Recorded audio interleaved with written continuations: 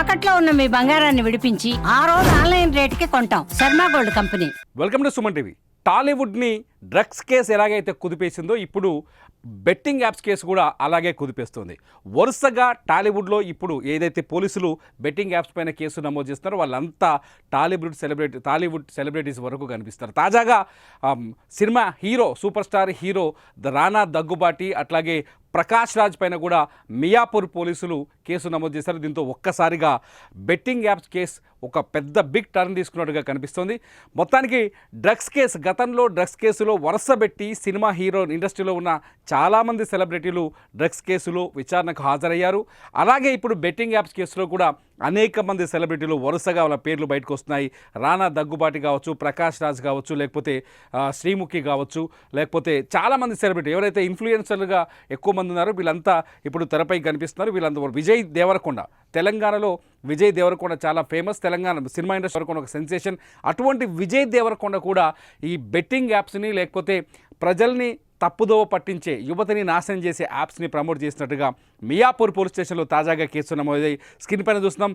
Manchu Lakshmi photo కూడా కనిపిస్తుంది. మంచు లక్ష్మి పేరు పైన కూడా బెట్టింగ్ యాప్స్ కేసులో నమోదైనట్టు కలుస్తుంది. విష్ణుప్రియ, మంచు లక్ష్మి, విజయ్ దేవరకొండ, ప్రకాష్ రాజ్, అలాగే రానా దగ్గుబాటి వీళ్ళందరూ ఇందులో కొంతమంది గతంలో డ్రగ్స్ కేసులో కూడా పోలీసుల ముందు, నార్కోటిక్స్ ముందు హాజరైన వాళ్ళు ఉన్నారు. వీళ్ళపైన ముంబైలో, హైదరాబాద్లో డ్రగ్స్ కేసు ఉండే, అయితే దాన్ని ఎటువంటి ఆధారాలు లేవని చెప్పేసి కోర్టు ఆ కేసును కొట్టేసింది.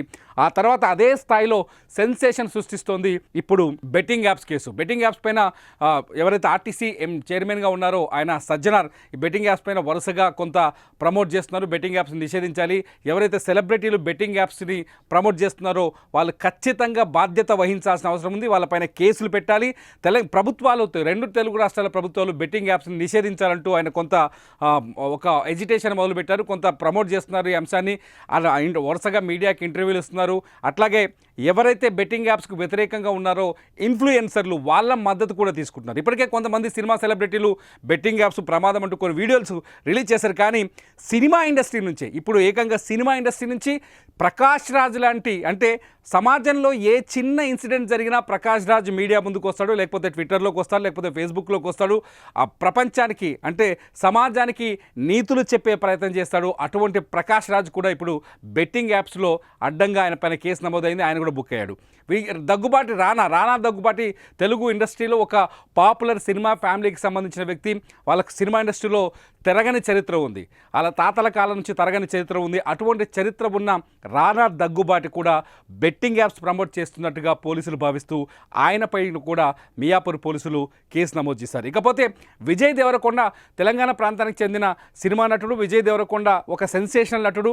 ఆయన యాక్టింగ్ కావచ్చు, భాష కావచ్చు, యూత్ ఫాలోయింగ్ ఎక్కువగా ఉన్న నటుడు విజయ్ దేవరకొండ కూడా ఇప్పుడు బెట్టింగ్ యాప్స్లో అడ్డంగా ఇరుక్కుపోయినట్టుగా తెలుస్తుంది. విజయ్ దేవరకొండ పైన కూడా ఇప్పుడు మియాపూర్ పోలీసులు కేసు నమోదు చేశారు. ఇకపోతే మంచు లక్ష్మి ఇటు సోషల్ మీడియాలో కావచ్చు, డిజిటల్ మీడియాలో కావచ్చు, అటు సినిమా ఇండస్ట్రీలో కావచ్చు కాస్త సెన్సేషనల్ అని చెప్పాలి. మంచు లక్ష్మి పైన కూడా ఆమె కూడా బెట్టింగ్ యాప్స్ని ప్రమోట్ చేసినట్టుగా పోలీసుల దగ్గర సమాచారం ఉంది. వీళ్ళందరూ ఎవరైతే నిజానికి మీడియం అనేది ఒక మంచిని వ్యాప్తి చెందించే విధంగా ఉండాలి, ఒక మంచిని ప్రచారం చేసే విధంగా ఉండాలి.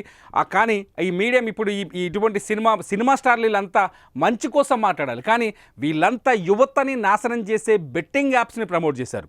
బెట్టింగ్స్ వల్ల నిత్యం కనీసం 10 ఆత్మహత్యలు జరుగుతున్నాయి. వచ్చే మార్చి 22వ తారీఖు నుంచి ఐపీఎల్ ప్రారంభం కాబోతుంది. ఐపీఎల్లో మళ్ళీ బెట్టింగ్ యాప్స్ వేల కోట్లు దండుకోవడానికి రెడీ అవుతున్నాయి. ఈ తరుణంలో ఈ ఇటువంటి సెలబ్రిటీలు బెట్టింగ్ ప్యాకాట కావచ్చు, రమ్మీ కావచ్చు, ఆన్లైన్ రమ్మీ కావచ్చు, ఆన్లైన్ క్రికెట్ బెట్టింగ్ కావచ్చు, లేకపోతే ఫుట్బాల్ పైన ఆన్లైన్ బెట్టింగ్స్ కావచ్చు, వీళ్ళందరూ ఇటువంటి స్టార్స్ వల్లే యూత్ బెట్టింగ్ వైపు టర్న్ అవుతున్నారు. చాలామంది చెప్తున్నారు ఇందులో లైసెన్స్డ్ యాప్స్ ఉన్నాయి, కొన్ని లైసెన్స్ లేని యాప్స్ ఉన్నాయి, కొన్నేమో యువతని స్కిల్ యాప్స్ అంటున్నారు, నాన్ స్కిల్ యాప్స్ అంటున్నారు. ఇదంతా పక్కన పెడితే ఫస్ట్ ఆఫ్ ఆల్ బెట్టింగ్ చేయాలి, దీనిపైన ఒక పందెం కట్టాలని నేర్పిస్తుంది కూడా. ఏ యాప్ అయినా పందెం కట్టాలని నేర్పిస్తుంది. ఈ పందెం అలవాటు చేయడం వల్ల యువత జీవితం నాశనం అయిపోతుంది. గ్రామీణ ప్రాంతాల్లో కడప, కర్నూలు, నిజామాబాద్, అట్లాగే కరీంనగర్ ఏరియాల్లో చాలా చోట్ల ఇటువంటి కేసులు వరుసగా మనకు కొత్తగూడెం ఇటువంటి ఏరియాలో, రూరల్ ఏరియాలో కూడా ఇటువంటి బెట్టింగ్ యాప్స్ కేసులు అనేకం రిజిస్టర్ అవుతున్నాయి. బెట్టింగ్ యాప్స్ వల్ల కుటుంబాలు కోల్పోతున్నారు, ఆత్మహత్యలు చేసుకుంటున్నారు, ఫ్యామిలీలు ప్రాణాలు తీసుకునే సందర్భాలు అనేకం ఉన్నాయి. ఇటువంటి బెట్టింగ్ యాప్స్ని ప్రమోట్ చేస్తున్న వాళ్ళు ఇప్పుడు సినిమా హీరోలు కూడా ఉండటం అనేది కాస్త ఆలోచించాల్సిన విషయం, కాస్త కాదు ఎక్కువగా చర్చించాల్సిన అంశం.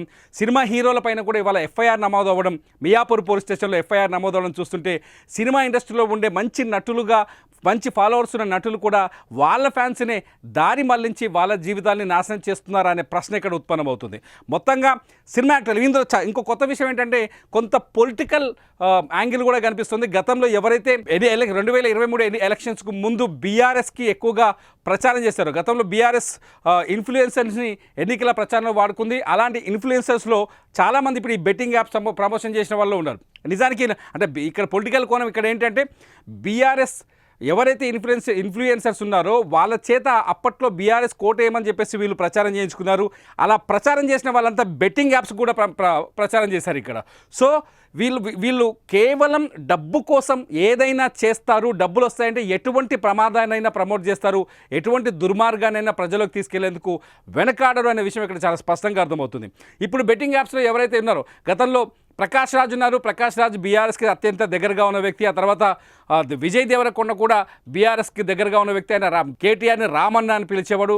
అట్లాగే శ్రీముఖి కావచ్చు, లేకపోతే విష్ణుప్రియ కావచ్చు, లేకపోతే రీతు చౌదరి కావచ్చు, వీళ్ళందరూ గతంలో బీఆర్ఎస్ కూడా ఎన్నికల ప్రచారం చేసిన ఇన్ఫ్లుయెన్సర్లే. వాళ్ళందరూ ఇప్పుడు బెట్టింగ్ యాప్స్ని కూడా ప్రమోట్ చేస్తూ అడ్డంగా దొరికిపోయారు.